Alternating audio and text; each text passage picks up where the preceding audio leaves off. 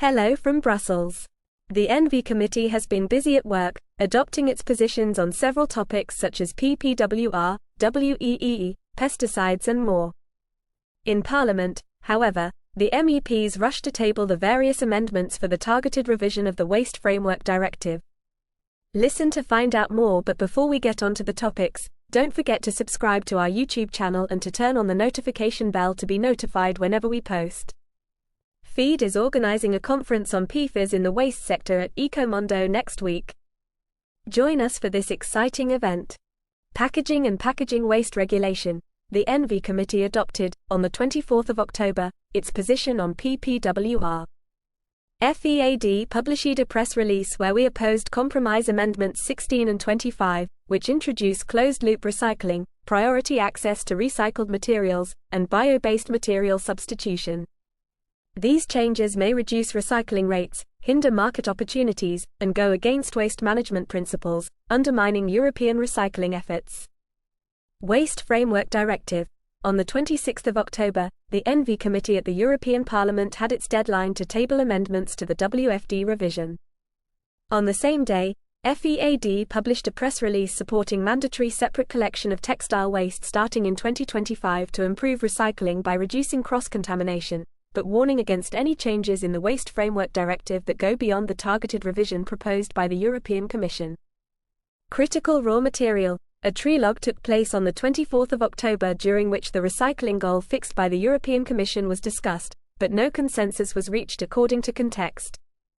Net Zero Technology Industrial Act. On 25 October, the ITRE Committee adopted the compromise agreements by MEP Christian Eller, EPP, Germany. Industrial Emissions Directive. On the 26th of October, during the Agri Committee, MEP Benoit Lutgen, EPP, Belgium, indicated that he still wanted to exclude the agriculture sector from the directive.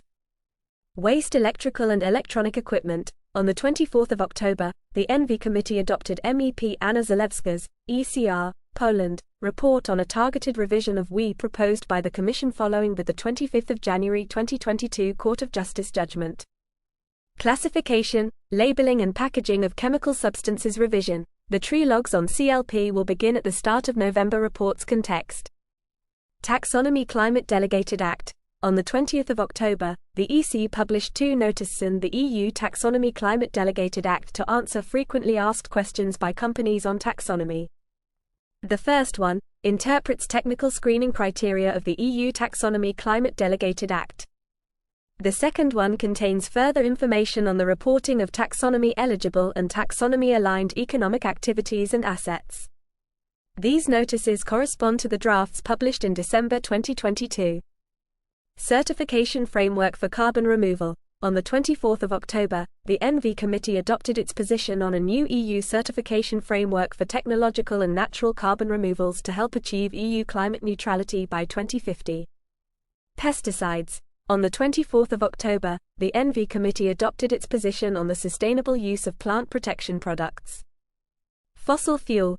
In a 2023 report, the Internal Agency of Energy states that the demand for fossil fuel has been reduced from 80% to what could be 73% in 2030. Green hydrogen. The EC announced the launch of two projects that will be financed by the Innovation Fund, which is being financed by the revenues of the carbon market. European Commission. In a report addressed to the EP and the Council, the EC warned member states on their climate goals. Thank you for joining us for another episode of FEAD's audio newsletter. We will see you next Monday for another episode.